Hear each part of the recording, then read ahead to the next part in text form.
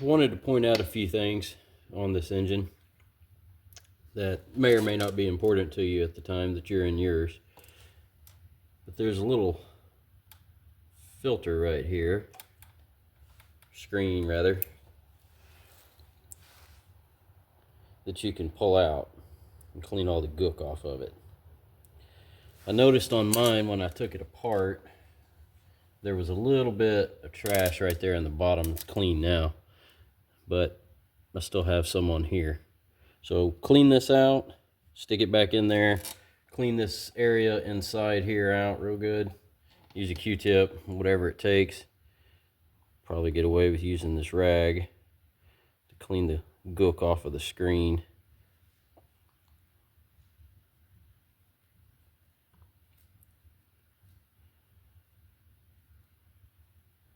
Did a pretty good job. Try to keep the side that was down.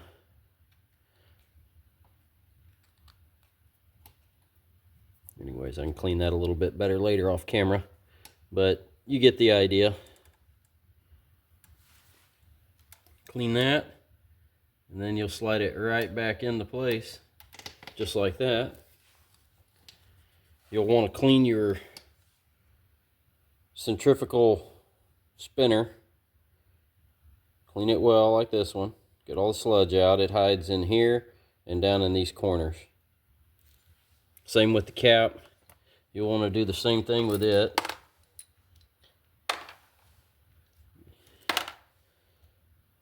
The sludge kind of hides right in here where my fingernail is. So you'll want to clean it good. You can take the gasket off if you want. You want to make sure this piece moves nice and free.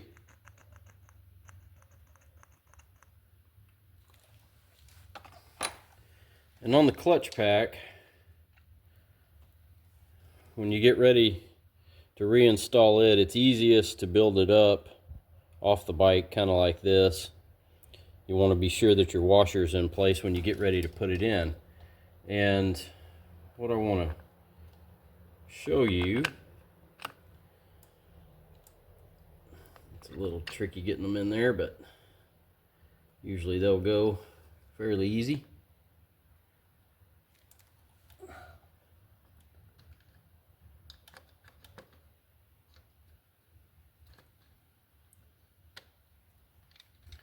This last clutch pack right here is different than the rest, or the first clutch pack, I guess I should have said. First one you get to when you take it off. So, pick up the camera here. When I took my bike apart, I initially didn't notice it. I caught it when I looked at my film. You have 4 discs that are in the regular grooves here, but this one was tabbed right there. It was not here with the rest of them. It was tabbed there. So all your C10s go in this groove, and your C11 goes in that groove.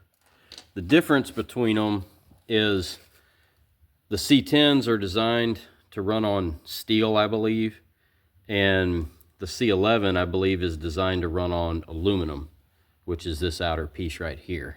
Let me see if I can slide this piece out again to show you. So that disc rides on the aluminum right here, and it has more pucks, we'll say, than the C10 disc has. I don't know if you can see the difference, but I believe that there is a little tighter packing of these. The C11 has a little less space between them than the C10s, and I think that's because it's designed to run on aluminum instead of steel plates like this.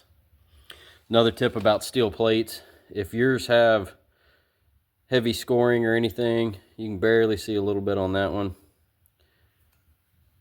Or if they're blued or black, throw them away. They're trash. Most kits will come with steels. Typically, I always replace steels. These particular ones, in all honesty, I would run them again. They're really not damaged. They're not heat damaged or really scored or anything. You can see that little bitty line in it, but it looks worse on camera than it does in real life. Anyways, I wouldn't hesitate to rerun these if I wanted to. But just my little tips and tricks on things I noticed about this. I just wanted to point it out. Maybe it'll save somebody some heartache and some grief. And clean your screen, stack your disc properly. Aftermarket clutch kits may come with, you know, different numbers and this, that, and the other. This is a FCC clutch, which is a subsidiary of Honda, I believe. Anyways, I ordered a Tusk kit with some heavy-duty springs. We're going to put it in and see how it works, see if it'll hold up to the power. I figure I'm going to have to modify my assembly here to a 6-spring kit instead of this 4-spring, but kind of want to try the cheaper options for everybody first, and we'll see what happens. When my kit comes in, I'll show you how to reassemble everything properly. I hope this helped. Y'all have a great day.